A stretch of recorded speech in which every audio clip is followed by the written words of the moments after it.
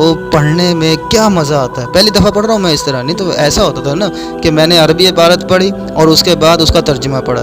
لیکن اب میں نے یہ سوچا تھا کہ میں نے ترجمہ عربی عبارت تو میں نے پڑھ لی, عربی اس کا جو نسخہ ہے وہ میں نے پہلے پڑھ لیا الحمدللہ. ایک دو پارے کر کے 2 دن ایسا ہوا کہ 5 پارے پڑھ لیے.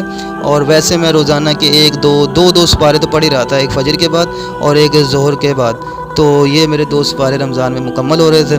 اور ایک دن میرا زیادہ دل کیا تو میں نے فجر کے بعد 1 پڑھا, ظہر سے پہلے 2 پڑھے اور ظہر کے بعد 2 سپارے پڑھے.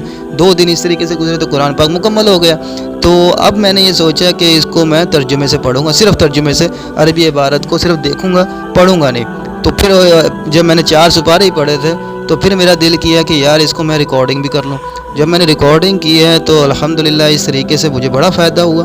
اور یوٹیوب کے معاملات بھی میرے چل رہے ہیں. میری نیت تو یہی ہے کہ میں یوٹیوب کو کمائی کا ذریعہ کسی درجے میں نہ بناؤں. انجینئر محمد